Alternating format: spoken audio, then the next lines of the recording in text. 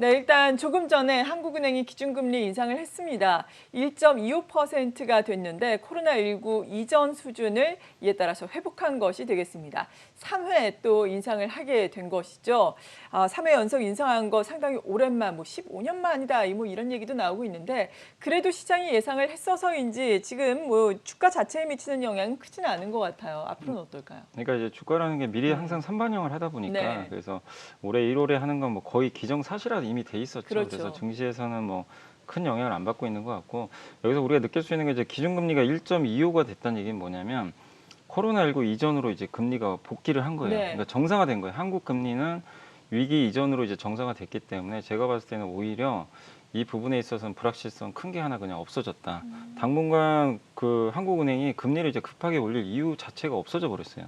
통화 정책을 이제 어느 정도 정상 궤도에 올려놨기 때문에 그래서 향후에 아마 대선이 끝나고 나서 아마 여름 정도가 될 것 같은데 그때 아마 경제 상황을 보고 한 번 정도는 더 올릴 수 있지 않을까 이렇게 보고 있는데 그때 당시에 뭐 물가도 만약에 안정화되고 경제 상황이 뭐 그렇게까지 뭐 엄청 이렇게 뭐 호황이나 그런 게 아니라면은 하반기에 금리를 안 올릴 수도 있는 거거든요. 네. 그래서 오히려 1월에 선제적으로 올렸다는 측면에서 올해 그냥 긴축 기조가 사실상 저는 좀 상반기엔 종료가 됐다. 한국은. 그렇게 좀 보고 있고 이제 우리가 주목해야 될 건 미국 금리잖아요. 그렇죠. 그래서 한국의 이번 이제 금리 인상에 대해서는 오히려 시장에서 그걸 뭐 악재로 받아들이시기보다는 이제 악재 하나가 이제 없어졌다. 이렇게 좀 그 악재 해소의 차원으로 여러분들이 해석하시는 게 저는 좀 좋다라고 보고 있습니다. 네, 말씀하신 것처럼 또 문제는 미국인데 미국에서 이번 주에 연준 인사들의 발언이 너무나 많이 이어지고 있어서 이러한 부분이 시장을 출렁이게 하는 요인이 되기도 하고 있습니다. 파월 연준 의장 같은 경우에는 그동안 우려했던 양적 긴축 같은 경우에는 경기 상황 봐서 연말 정도 이렇게 언급하면서 전일 또 시장의 호재가 되기도 했는데 간밤에는 또 지역 연준 총재들 나와서 경기 상황 보면서 4회도 가능하지 않을까 네. 이런 얘기하면서 충격을 줬잖아요. 이런 노이즈는 3월까지 계속해서 이렇게 발생을 하는 겁니까? 근데 이제 이게 세 번 하냐 네 번 하냐 가지고 지금 굉장히 막 논란이 심한데 네. 시장은 이제 네 번까지 그냥 사실 생각을 하고 있다고 그냥 보시는 게 맞아요. 그리고 사실 금리 인상보다 더 좀 리스크가 양적 긴축이잖아요. 네. 그래서 그 가지고 있는 채권을 이제 매각하는 건데 그게 언제 되느냐가 더 중요한데 사실 이번 파월 연준의장의 그 입을 통해서 나온 얘기는 뭐냐면 상반기에 할 가능성 거의 없어져 버렸고 그러니까 뭐 perhaps란 단어를 쓰긴 했는데 아마도죠. 그래서 아마도 좀 하반기 어느 시점이라고 했는데 그게 뭐 특정하진 않았기 때문에 우리가 알 수는 없지만 적어도 가을은 좀 지나야 양적 긴축 뭐 아니면 올해 연말이 될 수도 있어요. 그래서 네. 포커스를 양적 긴축 쪽에 맞춰주시고 3월에 뭐 금리 인상하는 거는 사실 뭐 모든 분들이 지금 다 예측을 하고 있기 때문에 그렇죠. 그 자체로서는 뭐 큰 악재가 될 것 같지는 않은데 세 번이냐 네 번이냐 뭐 그런 이제 그 언론 보도에 따른 아니면 이제 연준 이사들의 발언에 따른 약간 이제 혼선은 있겠지만 일단 기본적으로 네 번 하는 쪽에 포커스를 맞추는 게 전 맞다고 생각합니다. 투자를 그러니까 시장을 바라보시는 분들이 기왕이면 좀 그러니까 이 네 번 정도 하는 게 지금 그러니까 세 번이냐 네 번이냐의 차이 있을 뿐이지 네 번 정도로 인지를 하고 이렇게 투자 계획을 세우시는 게 저는 훨씬 낫다고 보거든요. 시장도 그렇게 생각을 해버리면 만약에 연준시장 제가 봤을 때 스탠스상 네 번은 이렇게 공격적으로 할 것 같지는 않아요. 예전에도 왜냐면 2018년도로 제가 기억을 하는데 양적 긴축하고 1년 후였어요. 증시가 미국이 양적 긴축했는데도 계속 올라갔어요. 네. 근데 2018년도에 그렇게 금리 인상하지 말라고 했는데 그냥 이제 자기 고집 부려버렸죠. 연준 의장이 올려버렸거든요. 그래가지고 이제 증시가 한번 난리가 난 적이 있었습니다. 전 세계 경제도 안 좋아지고 그리고 나중에 이제 금리를 낮춰버렸죠. 사실은. 그래서 그런 실수를 저는 또 반복할 거라고 생각을 안 해요. 그래서 굉장히 좀 조심스럽게 할 수밖에 없기 때문에 한 세 번 정도 하지 않을까 저는 개인적으로. 그렇지만 네 번 정도 한다고 그냥 인지하는 것도 저는 그렇게 나쁘진 않다. 이렇게 좀 생각을 하고 있습니다. 네. 그렇게 된다면은 그래도 만약에 3번 정도 인상을 한다면 지금 우려가 되고 있는 것은 신흥국에서 그래도 자금 이탈되는 것이 아닌가 네. 이런 우려잖아요. 그럼 우리 같은 경우에는 한국은행이 지금 선제적으로 잘 대응을 했고 환율도 지금까지는 1,200원 선이 상단이 되고 있으니까 좀 걱정을 안 해도 되는 건가요? 저는 이제 이거죠. 그러니까 네. 옛날에 우리나라 신흥국이 2018년도로 돌아가면 그때 막 미국 금리 인상 사이클에서 왜 망가졌냐면 한국이 정말 안 좋았잖아요. 네. 그때는 경제 상황이 너무 안 좋을 때죠. 왜냐면 미중 무역 분쟁이 터져가지고 뭐 그때는 정말 뭐 다른 거 챙길 겨를이 없었죠. 우리나라 기업들의 실적도 막 망가지고. 근데 어쨌든 올해도 우리나라 기업들의 이익 전망치는 물론 좀 하향 조정은 돼도 역성장은 아니거든요. 네. 최소한 그리고 작년에 우리나라를 괴롭혔던 것들이 한 두 가지가 있잖아요. 사실은 대규모 IPO. 아, 이게 그렇죠. 너무 컸어요. 근데 네. 이거는 펀더멘탈하고 아무 상관없지만 자꾸 이제 물량이 늘어나니까 당연히 이거 공급 늘면 주가 빠지는 건 당연하잖아요. 근데 이제 이게 올해 1월이 최정점 아닙니까? 에너지 그렇죠. 솔루션 끝나면 어쨌든 에너지 솔루션만큼의 급이 다시 나오긴 힘들어요. 네, 맞아요. 그러니까 당연히 강도는 떨어집니다. 음. 그러니까 이 IPO의 피크아웃이라고 해야 될까요? 악재 그렇게 좀 보시면 좀 좋을 것 같고 물가도 지금 마찬가지 상황인데 제가 왜 이제 미국이 이렇게 금리를 올려도 신흥국이 올해 그렇게 나쁘지 않다고 생각을 하냐면 중국은 반대로 지금 금리 인하 얘기를 계속 하고 있어요. 네. 중국이 지난달에 금리를 인하했죠. 지금 빠르면 다음 주 아니면 늦으면 2월 정도에 중국 내부에서도 이게 뭐 설문조사를 했나 봐요. 근데 2월 달에 금리 인하할 확률이 굉장히 높다고 합니다. 지금 추가 금리 인하. 그러니까 중국이 경기 부양으로 지금 갑자기 방향을 바꿔가기 시작합니다. 그러니까 미국의 그 긴축을 중국은 반대로 이제 비둘기적으로 좀 바뀌니까 이 부분은 우리나라 증시에는 호재거든요. 왜냐하면 작년에 중국 경기가 너무 하강을 해가지고 그렇죠. 미국 가는데 한국은 부러져 버렸거든요. 그러면은 결국 중국의 온기가 한국에 반영이 되면 오히려 미국과 달리 한국은 또 견조할 수도 있어요. 저는 그런 부분들 때문에 요새 보면 되게 여러분도 많이 느끼실 거예요. 아니 환율이 이렇게 높고 미국이 금리 올리는데 외국인이 지금 계속 삽니다 주식을. 맞아요. 예. 그러니까 아마 이해가 좀 안 되시는 분도 계시겠지만 제가 이제 방금 말씀드린 저는 그런 이유들 때문에 한국 증시에 대해서 지금 매수를 하는 것 같고 그리고 작년 내내 또 빠졌다는 그 저평가 매력도 무시할 수 없는 거거든요. 외국인들 입장에서. 거기에 요새 많이 사는 게 뭐냐면은 그러니까 제가 업종을 보니까 전기전자랑 화학을 집중 매수하고 있어요. 네. 다른 거보다. 그럼 뭐죠? 여기에 반도체면 삼성전자, 하이닉스. 화학주는 뭘 사냐면요. LG화학을 사고 있어요. 근데 뭐냐면 물론 이제 상장 이슈도 있겠지만 반도체와 전기차 배터리에 대해서 굉장히 지금 외국인들이 좋게 지금 평가를 하고 있는 거예요. 이 두 개가 우리나라의 또 기반 산업이 지금 되고 있잖아요. 그러면은 이게 미국 증시가 좀 흔들린다고 해서 갑자기 반도체 뭐 경기가 꺾이고 배터리 투자 안 할 것도 아니고. 그렇죠. 근데 외국인은 그걸 보고 펀더멘탈 보고 들어가 버리는 거죠. 그래서 너무 미국의 금리 인상에 위축되지 마시고 이런 또 제반 여건들이 바뀌고 있기 때문에 전 너무 두려움을 갖지 말고 지금 저는 이제 완전히 반대예요. 이렇게 이제 어떻게 보면 이제 파란색이 피가 낭자하다는 표현 좀 네. 그런데 그냥 모든 게 시퍼렇게 좀 변할 때는 오히려 좀 적극적으로 사고 빨갈 때는 사지 말자. 빨간 날이 한 이틀 전에 또 있었잖아요. 그렇죠. 그런 날은 아예 그냥 HTS 닫아버리세요. 전 그게 맞다고 해요. 왜냐면 빨간 거 보면 또 막 사람들 심리가 사고 싶어져요. 맞아요. 이제 올라가나 나만 하고. 소외될까 그러시면 안 또. 되고. 그러니까 오히려 많은 분들이 이럴 때 HTS 그냥 닫아라 이런 얘기를 하시는데 저는 그거보다는 차라리 이런 날 사기 좋은 사실 누가 봐도 싸게 지금 주잖아요. 네. 그래서 저는 역발상으로 일단 1월 달은 계속해서 급락시 매수하자 이런 좀 말씀을 드리고 싶습니다. 네, 외국인들이 많이 사는 뭐 삼성전자, 하이닉스 이 반도체에 대해서는 어떤 종목을 또 사야 할지 궁금합니다. 간밤에는 또 TSMC와 관련해서 미국에서도 뭐 긍정적인 평가들 나오고 있는 것 같아요. TSMC 뭐 5% 오름세를 또 대만에서 나타나기도 했었고 호실적을 기록하지 않았습니까? 관련해서 우리가 아이디어를 얻어서 볼 수 있는 반도체주는 어떤 게 있다고 보세요? 그러니까 TSMC에도 주로 납품하는 기업들이 있고 또 네. TSMC의 이제 미국의 주요 기업들이 이제 납품을 하거든요. 장비 회사들이 거기에 부품 같은 거 납품하는 그런 기업들도 있어요. 그러니까 간접적으로 그런 기업들을 보시면 좋을 거고 그래서 그 대표적인 기업 중에 하나가 오늘 또 올라가긴 하는데 월덱스 같은 기업들이 아, 이게 네. 파츠라고 하는데 오늘 보니까 또 그 원익QNC 같은 기업들도 올라가는 게 다 TSMC랑 이제 관련들이 있거든요. 그래서 이 대만의 TSMC가 지금 공격적으로 올해 증설 계획을 발표를 했고 여기에 디젤세라 삼성전자도 올해 굉장히 공격적으로 파운드리 투자를 할 거예요. 메모리에서 돈을 벌어서 파운드리 쪽에 굉장한 지금 투자를 할 수밖에 없는 상황이기 때문에 이런 비메모리 관련된 장비, 부품 회사들은 당연히 좋을 수밖에 없고 또 거기에 관련된 이제 뭐 후공정 회사들이라고 그러죠.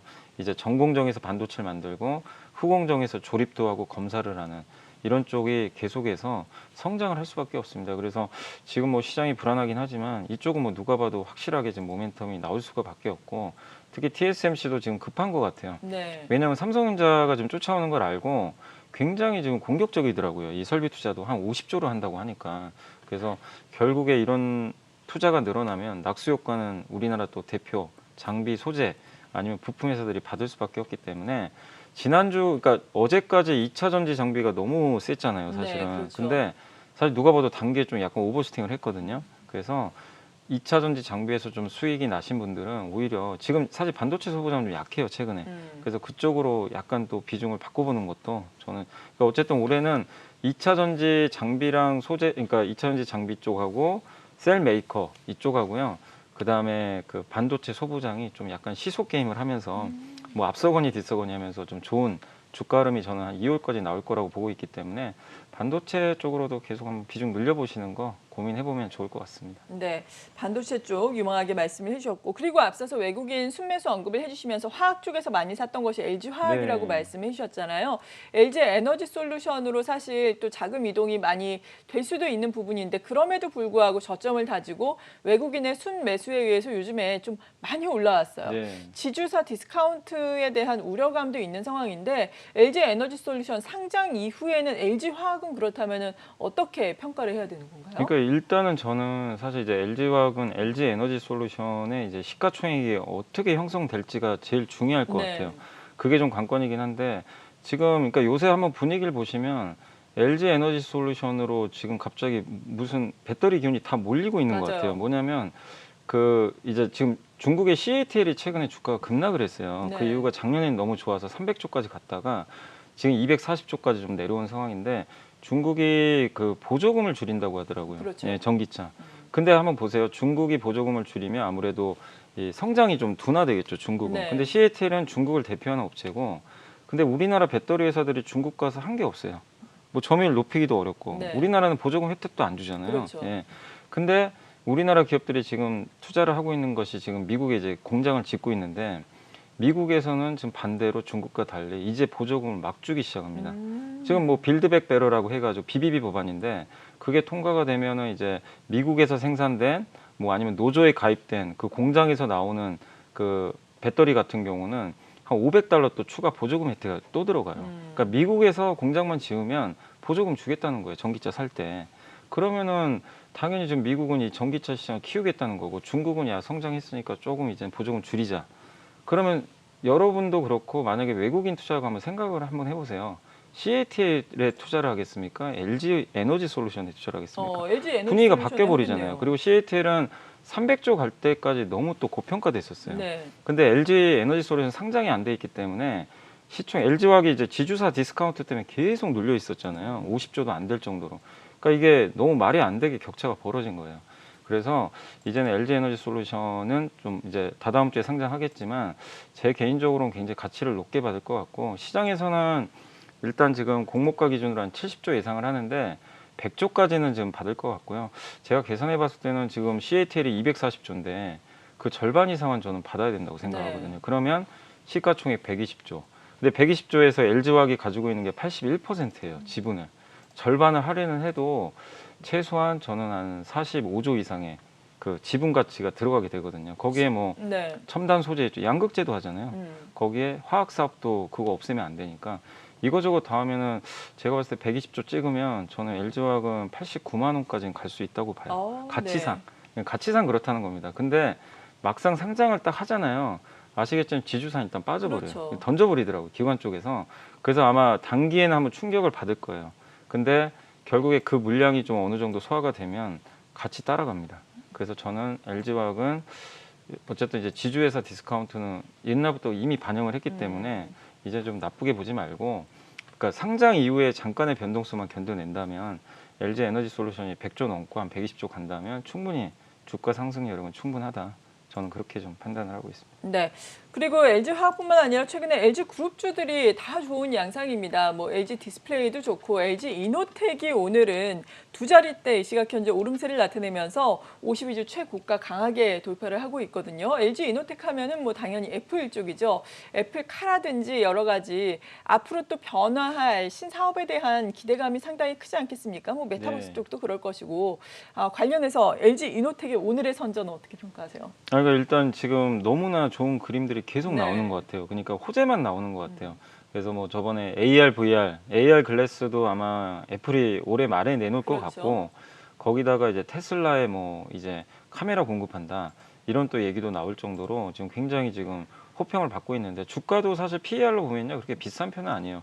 10배가 안 된다고 하니까 가격 매력까지 있다 보니까 주가가 굉장히 좀 튀는 거죠. 그래서 뭐 일부 증권사는 목표 주가를 뭐 50만 원까지 지금 올려놨는데, 다만 여러분들 이제 기억하시겠지만 예전에 한 몇 달 전에 에코프로 BM도 그랬었고 네. 솔루스 첨단 소재도 그랬었고, 항상 이제 주가 올라간 상황에서 어떤 호재가 터지고 나서 바로 빠지는 건 아닌데, 이게 호재가 한 번에 다 반영이 되잖아요. 추가 모멘텀이 안 나오면 주가가 이제 차익 매물이 나오기 시작해요. 그러겠죠. 그래서 흘러내려 버립니다. 그래서 지금 상황에서는 이건 보유자의 영역이고 절대 쫓아가시면 안 될 것 같고, 또 언제든지 급등한 만큼 급락도 항상 나올 수 있는 거니까. 우리나라 시장이 작년에 메타버스 관련주도 얼마나 뜨거웠습니까? 그 후에 물론 이제 최근에 엄청 또 빠지기는 하는데, LG노텍은 그래도 실적이나 이런 게 단단하니까 뭐 크게 빠지진 않을 것 같아요. 네. 다만 이제 수익률 면에서 지금 들어가서 큰 수익 노리기는 좀 어려운 자리니까 저는 보유하신 분들만 좀 들고 가시고 신규 매수는 좀 자제를 하자, 이렇게 좀 말씀을 드리겠습니다. 네. 그리고 뭐 자율주행 전기차와 관련해서는 오늘 종목들이 다소 좀 엇갈리고 있는 양상인데, 또 카메라 모듈 쪽이 상당히 좋습니다. 이 시각 네. 현재 옵트론텍도 계속해서 상승 탄력 유지를 하면서 두 자릿대 오름세 나타나고 있고, 지금 코스피 쪽에서는 선전하고 있는 종목이 MC넥스가 되겠는데, 코스닥 내에서 하이비전 시스템도 상당히 좋고요. 이 종목들 같은 경우에는 앞으로의 방향성 어떻게 보세요? 사실 옵트론텍 같은 경우에는 뭐 많이 못 오르지 않았습니까? 예, 이게 다 그 사실 스마트폰 쪽에 관련된 기업들이거든요. 근데 이제 이 회사들이 이제 대부분 또 자율주행 쪽에도 카메라를 납품할 수 있다는 이제 그런 기대감이 그렇죠. 붙다 보니까 주가들이 좀 이렇게 이제 붙는 것 같아요. 그러니까 LG 이노텍의 후광 효과를 입어가지고 네. 삼성 관련된 기업들이 많거든요.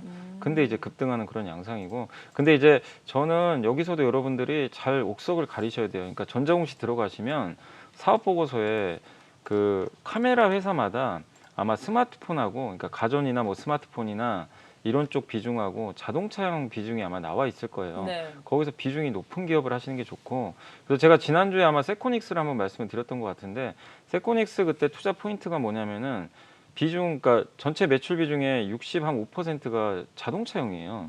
그러니까 이제 그런 기업들이 오히려 더 수혜를 받겠죠. 왜냐면 지금은 스마트폰이 좋아서 가는 게 아니잖아요. 그렇죠. 예, 그러면은 자동차 비중이 높은 기업, 그러니까 예를 들면 아까 세코닉스, MC넥스, 파트론 이런 기업들이 조금씩 자동차 비중이 좀 높아지기 시작하고 세코닉스 있습니다. 연일 올랐네요. 예. 네. 그래서 이제 자동차에 카메라가 붙고, 그것뿐만이 아니라 이제 AR, VR 기기가 많이 나올 텐데, 애플은 LG가 하겠지만 또 삼성도 할 수도 있는 거잖아요. 뭐 그럼요. 못할 이유가 없어요. 네. 삼성도 분명히 전 내놓는다고 보거든요.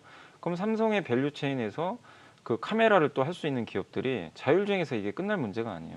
또 가겠죠. 근데 이제 누가 될지 모르지만 거기에 또 삼성 전기도 있을 거고. 그래서 지금은 여러분들이 뭐 저도 막 이제 와가지고 뭐 옵트론테, 뭐 MC넥스 이걸 살 필요는 없어요. 지금도 역시 많이 올랐으니까. 다만 조정이 나온다면 삼성향 밴더에 대해서도 여러분들이 한번 관심을 갖고 좀 한번 비중을 늘려보는 것도 저는 좋다. 그래서 올해 어쨌든 상반기까지는 카메라도 되게 좋은 흐름이 나올 것 같습니다. 네, 박소영 캐스터 관련해서 다른 종목 어떻습니까? 네, 현재 LG 이노텍이 급등을 보이면서 이 삼성전기도 현재 3.5%까지 상승폭을 확대하고 있습니다. LG 이노텍과 비슷한 종목이지만 너무 지지부진한 흐름을 이어가면서 매력도가 좀 떨어졌는데요. 오늘의 상승 좀 트리거로 볼 수 있을까요? 그러니까 삼성전기는 사실 네. 카메라 모듈이 핵심은 아니에요. 그러니까 LG이노텍은 애플의 카메라가 핵심입니다, 사실은. 그러니까 주가 많이 간 건데. 네.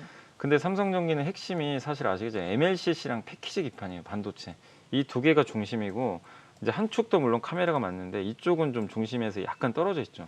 그래서 이렇게 뭐 자율주행이나 이런 카메라주들 올라갈 때는 못 갔던 건데, 다만 이제 그 삼성전기가 어쨌든 카메라 비중이 좀 낮다고 하더라도 삼성과 아니면 또 나중에 애플에도 납품할 수도 있는 거거든요. 언제든지 충분히. 그리고 이 자율주행과 관련한 여러 가지 자동차들이 나올 텐데 거기에 엄청나게 많은 카메라들이 들어가니까 네. 삼성전기 또 검증된 회사 아닙니까? 그래서 저는 기대감 높여보셔도 될 것 같고, 거기에 또 MLCC가 자동차가 전장하면요, MLCC가 전자 제품에 다 들어가잖아요. 그래서 이 전력 같은 거를 약간 이제 잡아주기도 하는 역할을 하는데, MLCC가 없으면 안 되거든요, 모든 전자기기. 근데 자동차가 옛날에는 그냥 기계공학이었잖아요. 근데 전기차 자율주행으로 바뀌면 전자공학으로 바뀌어요, 제품 자체가. 그럼 MLCC가 엄청나게 많이 들어갑니다. 그래서 삼성전기가 지금 자동차용 비중은 되게 늘리고 있어요, MLCC도. 그래서 그게 하나 또 포인트고, 그다음 패키지 기판이라고 있습니다. 그게 이름이 이제 그 플립칩 BGA라고 하는데, 그게 주로 서버랑 자동차에 들어가요. 네. 근데 이번에 1조 원 정도 뭐 또 투자한다는 얘기도 있고 뭐 그걸 누구한테 수주 받았다는 얘기도 좀 들리는데 어쨌든 서버, 자동차에 들어가는 패키지 기판도 굉장히 고사양화할 수밖에 없는 게 이런 지금 자율주행이나 이런 것들이 지금 시장이 커지기 때문에 가능한 저는 상황이다. 그래서 삼성전기도 저는 굉장한 좀 수혜를 받을 수밖에 없다. 삼성전기만이 아니라 또 대덕전자 같은 기업도 네. 2년 전에 설비 투자를 했었어요. 이쪽 비슷하게. 그게 주로 자동차에 들어가거든요. 그러니까 패키지 기판 회사 중에서도 자동차에 들어가는 걸 좀 한번 찾아보시는 거. 얼마 전에 아마 이번 주였네요. 사막 콘덴서가 아마 급등했었어요. 네, 맞아요. 그 회사가 이번 주 주로 초에. 전장용이에요. 그래서 다 연결이 되죠. 그래서 스마트폰도 올해 좋아지지만 자동차가 붙으니 지난 몇 년간 이제 정말 힘들었던 이 섹터가 정말 올해 주가가 재평가되고 있다. 이렇게 보시면 될 것 같습니다. 네, 그렇군요. 사막컨덴서 말씀해 주신 것처럼 또 테슬라향 자동차와 관련해서 네. 또 공급을 한다라는 소식으로 인해서 이번 주 초에 한 20%가량 급등을 했었는데 사실 테슬라도 뭐 우리가 생각하기엔 그냥 성장주잖아요. 네. 간밤에 미국에서 성장주가 흔들리니까 테슬라가 또 급락하는 양상이 나타났는데 그래도 또 추세는 전기차 쪽으로 계속해서 모아지고 있는 방향이니까 뭐 금리 인상, 성장주 인하로 인한 테슬라의 또 하락 이런 거는 염려하지 않아도 되는 건가요? 근데 전 테슬라는 사실은 전기차를 만드는 하드웨어도 있지만 네. 그 테슬라를 보시는 분들은 절대 하드웨어로 생각을 안 하고 하나의 플랫폼 기업으로 이제 보고 있어요. 네. 그러니까 약간 이제 옛날에 애플 같은 느낌이잖아요. 좋죠. 애플이 아이폰만 그냥 만들었으면 그저 그런 회사가 됐을 거예요. 근데 거기에 iOS 붙이고 네. 다양한 사업해가지고 생태계 만들어가지고 앱스토어로 대박이 났잖아요. 그러니까 테슬라가 그리는 그림도 그건데 이제 전기차 자율주행차는 시작이니까 저는 미국의 금리가 뭐 몇 번 올라가더라도 테슬라는 끄떡 없을 것 같다. 이 말씀은 드리지만 다만 투자들이 봤을 때 지금 이렇게 금리가 계속 올라가는 환경이 나온다면 작년에 많이 오른 성장주의 또 대표주자가 테슬라니까 일단은 좀 쉬어갈 수 있다고 밖에 볼 수가 없어요. 네. 좀 가격 조정은 좀 나올 수밖에 없기 때문에 좀 그러니까 미국의 성장주가 다시 올라가는 사이클이 나올 때까지는 좀 몇 달은 저는 테슬라는 그냥 박스권 올라가기 좀 어렵다. 근데 오늘 시장에서 여러분도 보셨겠지만 포드랑 GM은 올라갔어요. 네. 안 좋은 장에서 무슨 얘기냐? 지금 우리나라의 또 이 하드웨어도 마찬가지고 전기차 배터리도 그렇고 이쪽은 소프트웨어랑 상관이 없잖아요. 그러니까 한마디로 하드웨어 쪽과 관련된 뭐 전기차가 되건 자율주행이 됐건 이쪽은 오히려 금리와 무관하게 오히려 지금 막 성장주로 부상이 되면서 주가들이 튀는데 올해 뭐 포드가 이렇게 급등한 것처럼 완성차의 또 반격도 시작이 될 것 같아요. 완성차. 네, 그동안 완성차가 되게 조용했는데 올해부터 미국에서도 전기 트럭이 나오거든요. 완성차 중심으로. 작년까지는 대부분 테슬라밖에 없었어요. 미국에도 전기차가. 근데 GM 포드가 이제 본격적으로 차를 내놓기 시작합니다. 그러면 이제 이들에 대한 기대치가 점점 올라가겠죠. 그리고 우리나라 현대차도 지금 뭐 주가가 부진하긴 하지만 어쨌든 조만간 뭐 그 증설한다는 얘기도 일부 나오기는 하는 것 같은데 미국의 전기차 공장을 저는 지어야 된다고 생각을 하거든요. 네. 주가 올라가기 위해서는. 근데 분명히 고려를 하고 있을 거예요. 미국의 승부를 봐야 되니까. 그래서 완성차의 반격에 좀 저는 오히려 좀 당분간은 주목을 하자. 테슬라보다는 전 당분간 좀 그렇게 보고 있어요. 현대차, 기아 유망하게 보시는 거예요? 예, 현대차 기아 좋고 저는 이제 그동안 보면 모비스가 되게 좀 안 좋았잖아요. 네. 오히려 저는 현대모비스를 되게 좋게 보는 게 지금은 왜냐하면 뭐 수소차가 됐건 뭐 아니면 뭐 드론 택시가 드론 택시가 됐건 아니면 뭐 전기차가 됐건 간에 그 안에 들어가는 연료전지나 배터리 이 시스템이 되게 중요한데 플랫폼이라 그러잖아요. 이걸 만들어주는 회사가 현대모비스입니다. 그러니까 어느 업체에도 다 납품을 할 수가 있는 그런 구조고 그 다음에 이제 지배구조 이슈가 좀 있잖아요. 정의선 회장이 모비스 지분이 없어요. 네. 그래서 지분을 매입하기 위해서 일부러 뭐 주가를 뭐 누른다 뭐 이런 얘기가 몇 년 전부터 있긴 있었죠. 근데 이번에 현대글로비스 지분을 팔았잖아요. 칼라일에. 그래서 지배구조 전환 신호탄이 나왔고 아마 그 현금으로 앞으로 현대모비스 지분을 확보하려는 작업들이 계속 나올 것 같습니다. 그러면은 결국엔 현대모비스의 이제 눌렀던 부분들이 저는 해소될 수가 있기 때문에 긍정적으로 보고 있습니다. 그래서 이제는 현대모비스 뭐 요새 보고서 보면은 부품사들 여전히 생산이 안 돼가지고 실적이 안 좋다는 보고서 계속 나와요. 네. 저는 오히려 기회 같아요. 지금 실적이 중요하다기보다는 앞으로의 우리 미래를 보고 하는 거니까 결국 전동화 부품 쪽에서 확실한 성장 보여주고 있는 이런 이제 현대모비스도 눈여겨볼 필요는 있다고 생각을 합니다. 네. 그리고 최근 연말부터 뭐 연말에는 배당과 관련한 이슈가 있었고 또 올해 들어서는 금리 인상과 관련한 이슈가 있는 금융주들 많이 올라왔어요. 오늘은 전반적으로 쉬어가고 있는데 그 중에서 가장 뭐 큰 큰 폭으로 아웃퍼폼했던 것이 메리츠 금융 지주와 네. 관련된 뭐 3사가 되겠습니다. 메리츠 금융 지주 그리고 메리츠 화재 또 메리츠 증권까지 연일 52주 최고가를 경신을 했습니다. 이달 들어서 뭐 시총이 30% 뛰었다 이런 뉴스도 지금 나오고 있는 상황인데 오늘은 지금 고점에서 비교적 큰 폭의 조정을 받고 있는 상황이거든요. 오늘의 조정을 어떻게 평가를 해야 될까요?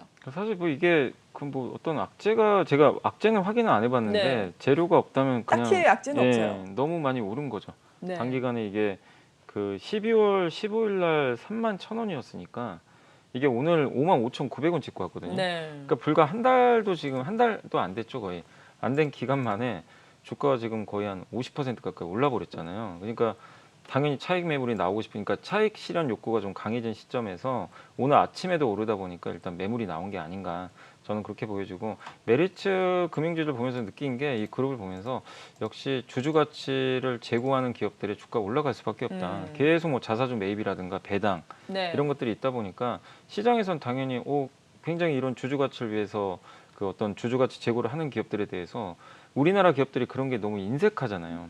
근데 그런 게 이제 보이는 기업들한테 높은 점수를 줄 수밖에 없었던 것 같고 그래서 배당락이 좀 뭐 물론 이제 뭐 많지는 않다 하더라도 주가는 어쨌든 이렇게 쭉 뻗어간 게 아닌가 저는 그렇게 보여지는데 다만 이제 여기서 우리가 느낄 수 있는 거는 오늘 주가 흐름만 봤을 때는 뭐 단기간에 너무 오른 상태에서 약간 음봉이 너무 크거든요, 사실은. 네. 그래서 일단 단기적으로는 조금 조심할 필요는 있지 않을까. 뭐 기업 가치가 나빠졌다기보다는 위치상 조금은 좀 쉬어갈 수밖에 없는 자리가 왔다.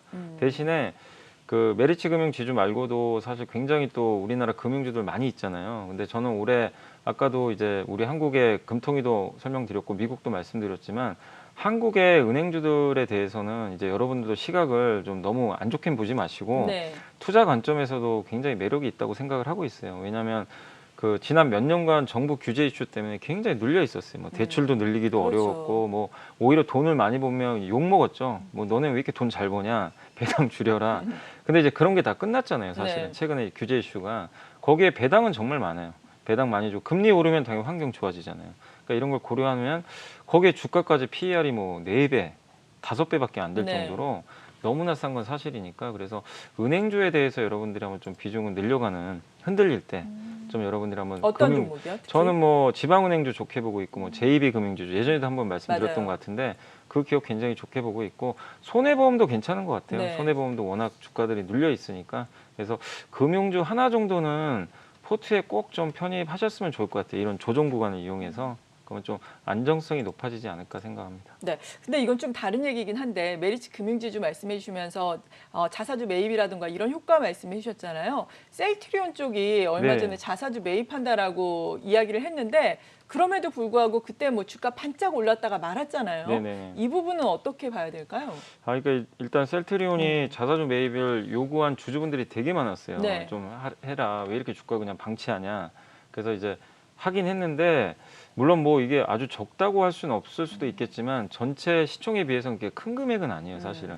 이제 어쨌든 그래서 반등을 하긴 했는데 오늘은 이제 급 나가는 거는 분식회계 관련해서 아까 기사 이렇게 나오더라고. 네. 분식회계 의혹 증선이 뭐 개최한다. 뭐 다음 주 정도에 뭐 이걸 여는 것 같아요. 그래서 아마 기억들 하시겠지만 셀트리온 헬스케어였나요?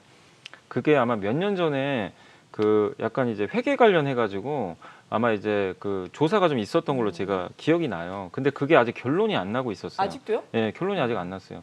그래서 이제 다음 주 정도에 아마 증선위가 열려서 좀 결론을 내지 않을까 하는 그런 아까 단독 보도가 하나 있었던 것 지금 같더라고요. 나오고 예. 있네요. 예. 그래서 기사가 이렇게 나오고 있습니다. 그래서 이 기사 내용에 따르면 어쨌든 이제 그 셀트리온 입장에서도 빨리 이걸 털고 가야 되거든요. 네. 결론이 나야 돼요.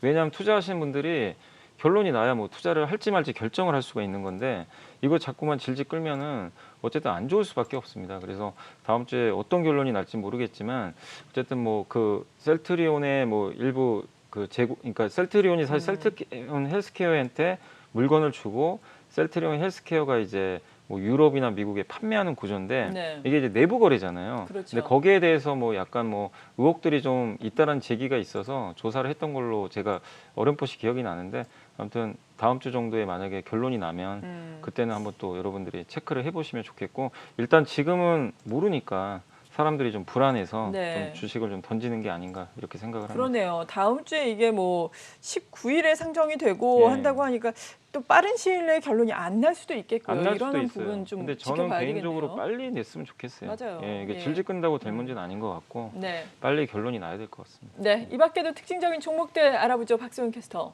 네, 시장 하락에도 KT 같은 통신주들이 강보합권에서 버티고 있는 상황입니다. 그리고 통신주 전반적으로 새해 들어 흐름이 나쁘지 않았는데요. 오늘 금통위의 금리 인상안도 나왔고 올해 통신 3사 실적 성장도 예상된다는 분석이 나오고 있는데 이 경기 방어주 쪽 접근 괜찮을까요? 작년에 사실 그래도 통신주가 나쁘진 않았어요. 네. 사실 한번 또 움직였었고 SK텔레콤도 이제 연말 배당 앞두고도 한번 갔는데 배당주로 부각되다 보니까 이제 연초에는 좀 빠졌죠. 배당락으로. 근데 올해 뭐 실적 전망도 나쁘지 않고 그렇게 뭐 이 5G 관련해서 설비 투자 얘기도 좀 자꾸 나오긴 하지만 아직 결정된 건 없는 것 같고 그리고 최근에 이제 마케팅 경쟁이 그렇게 치열하진 않거든요. 그래서 꾸준히 실적을 좀 내주고 있기 때문에 긍정적으로 보고 있습니다. 그리고 거기다가 지금 신사업 투자들도 많이는 할 것 같아요. 그러니까 통신만 봤을 때는 한계가 좀 분명히 있잖아요. 네. 그래서 SK텔레콤도 스퀘어랑 분할한 것처럼 스퀘어가 그 밑에 자회사를 많이 갖고 있잖아요. KT도 뭐 콘텐츠 투자도 하고 있고 미디어 사업 이런 것들도 전개를 하고 있거든요. 그래서 그냥 단순한 이제 통신주보다는 약간의 성장 사업을 좀 곁들인 그런 통신주로 좀 거듭나고 있어서 저는 뭐 주가 흐름은 나쁘지 않을 거라고 봅니다. 근데 이제 이런 것들에 대한 투자가 결실까지 맺어지려면 시간이 좀 걸리거든요. 당장 결과가 도출되는 건 아니잖아요. 그래서 주가가 뭐 이렇게 크게 간다 이거보다도 지금 약세장 속에서 좀 방어 역할 정도 저는 할 것 같습니다. 그래서 KT, SK텔레콤 둘 다 좀 뭐 상승을 크게 노리시기보다는 좀 안전판 역할 정도로 생각을 좀 하시면 좋겠고 저는 오히려 요새 그 이제 SK텔레콤 분할해서 한번 급락했던 SK스퀘어가 네. 최근에 주가 좀 빠졌잖아요. 그렇죠. 근데 SK스퀘어 같은 경우는 사실은 약간 성장주에 속해요. 그 밑에 자회사들이 하이닉스 있고요. 그다음 11번가 있고 원스토어도 갖고 있고 그다음에 이제 우버랑 같이 그 모빌리티 회사 하나 또 만들었거든요. 그러니까 이제 카카오티를 잡기 위해서 만든 건데 다 성장형 기업들이잖아요. 이게 많다 보니까 미국의 나스닥이 무너지니까 주가 같이 빠지지만 SK스퀘어가 어쨌든 그런 좀 굉장히 알짜자 회사들을 갖고 있는데 나름대로 굉장히 저평가돼 있어요 주가가. 그래서 오히려 저는 통신주도 좋지만 한번 SK텔레콤에서 분할한 SK스퀘어도 한번 관심을 갖는 것도 좀 좋다고 생각을 합니다. 네. 그리고 또 최종적으로 한국조선해양과 대우조선해양 M&A 또 불발이 되면서 관련된 종목들 오히려 또 오늘 시초가만 보더라도 좀 상승 출발을 했었는데 지금은 대부분의 조선주들이 또 하락 반전을 하고 있는 상황이거든요. 그럼에도 불구하고 조선주는 재평가가 필요하다라는 의견이 시장에서 많은데 어떻게 보고 계세요? 근데 참 이제 조선주들 예. 주가가 좀 무겁긴 무거워요. 이렇게 좋은 수주가 막 계속 연초부터 나오고 있는데도 자꾸 이제 피크아웃 논리에 걸리는 거죠. 이게 네. 계속 이어질까? 그게 좀 있는 것 같아요. 마치 HMM도 그래요. 정말 뭐 컨테이너 운임지수 아무리 그렇죠. 좋아도 주가가 반응을 못합니다. 그러니까 조선주도 지금 똑같은 상황인데 LNG 컨테이너선 여전히 좀 좋은 상황이고 해운사들이 그렇게 돈을 많이 벌면 발주를 안 줄 수가 없거든요. 또 환경 자체가 LNG 수요가 좀 늘어나는 특히 유럽에서 친환경으로 천연가스를 분류할 거란 얘기가 지금 나오고 있잖아요. 네. 그러면 LNG 수요는 더 늘어날 수밖에 없는 거죠. 그래서 장기적으로는 좋을 수밖에 없고 그리고 대우조선 합병을 뭐 결과는 어쨌든 나왔으니까 근데 어쨌든 이제 결론이 났잖아요. 그럼 불확실성이 해소가 된 거거든요. 그래서 특히 한국조선해양 같은 경우는 그 증자를 통해 가지고 대우조선 인수하려고 했는데 그렇게 할 이유가 없어졌잖아요. 그렇죠. 그러면은 오히려 한국조선해양의 그 할인율이 이제 축소가 되기 때문에 저는 한국조선해양 같은 기업들은 좀 올라갈 여지가 충분하다. 주가 뭐 전혀 오른 게 없기 때문에 네. 그래서 한번 조선주에 대해서는 좀 긍정적인 시각 여전히 좀 가져볼 필요 있다. 너무 주가가 안 간 것 자체도 저는 지금 타이밍에서는 상당히 좀 매력은 있다. 이렇게 보고 있습니다. 네, 오히려 요즘에 조선주보다 더 간 것이 조선 기자재 네. 쪽이었잖아요. 뭐 동성 화인텍이라든지 HSD 엔진 같은 종목들도 잘 갔었는데 네. 이들 종목들 같은 경우에는 더 약간 더 긍정적으로 볼 수 있을까요? 그러니까 이게 제가 조선 애널리스트 분한테 한번 물어봤더니 네. 실적을 보니까 올해 4분기부터 본격적으로 조선은 실적이 좋아진대요. 근데 기자재는 먼저 반영을 한대요. 먼저 실적이 네. 터닝한다고 합니다.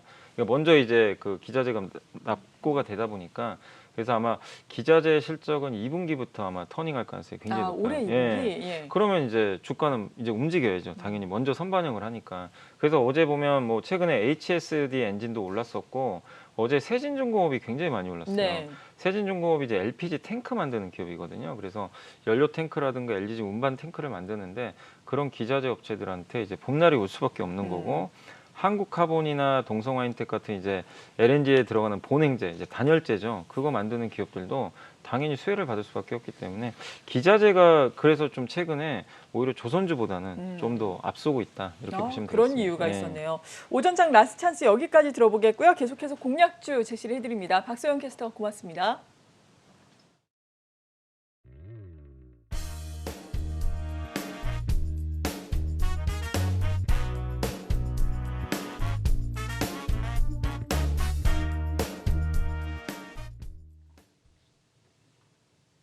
네, 시각 공략주 화면으로 만나보겠습니다. 네, 이오테크닉스 가지고 오셨습니다. 앞서서도 올해 전반적으로 2차 전지 그리고 반도체 쪽 앞서거니 뒤서거니 잘 갈 수 있을 네. 것이다라고 말씀해 주셨는데 이오테크닉스의 그 동종 업계 내에서 갖는 매력 어디에 있을까요? 이오테크닉스가 이제 후공정 장비를 만들어요. 그러니까 뭐냐면 그 반도체 보면 거기에 삼성전자, 하이닉스 이렇게 마킹돼 있죠. 네. 그걸 레이저로 그리거든요. 그거 만드는 회사 중에 하나가 이 이오테크닉스입니다. 그래서 예. 반도체 이제 가장 끝부분에 하는 거죠. 그걸 주로 하는 회사고 그다음에 이제 열처리 장비라고 했어요. 이제 뭐 웨이퍼라든가 이런 것들 뭐 검사를 하고 나서 이제 거기에 좀 뭐 울퉁불퉁하거나 그런 것들을 이제 조절해주는 이제 열처리를 통해 가지고 좀 평탄하게 해주는 그런 장비들도 만들고 절단 장비도 만듭니다. 이제 웨이퍼를 뭐 절단하거나 그래서 주로 후공정 처리를 좀 해주는 그런 업체인데 그동안 보면은 뭐 미세 공정 많이 얘기 들어보셨잖아요. 뭐 3나노, 뭐 4나노, 5나노. 이게 공정이 미세화될수록요. 전공정이 그러니까 전공정이 뭐냐면 웨이퍼에다 회로 그려 가지고 반도체 칩을 하나씩 만드는 거예요. 그 만들기까지 전 단계의 과정인데 그게 이 미세화하기가 너무 어렵다 보니까 돈이 너무 많이 들어간대요. 그러면 이거 다 만들고 나서 이 절단한 다음에 그러니까 웨이퍼를 절단해서 칩을 떼어낸 다음에 검사하고 조립해서 패키징 해가지고 판매를 하는 거예요. 네. 이 나머지 과정을 이제 우리가 후공정이라고 그래요. 이거를 이제 비용이 전공정에서 너무 드니까 맡겨야 돼요. 그러니까 삼성이나 하이닉스도 이제 넘기는 거죠, 업체들한테. 그러면은 이쪽 시장이 커질 수밖에 없어요. 그리고 후공정도 함부로 할 수 없는 게 예전에 그 TSMC가 애플 물량 많이 가져온 건 또 후공정 경쟁력이 삼성보다 뛰어났대요. 당시에.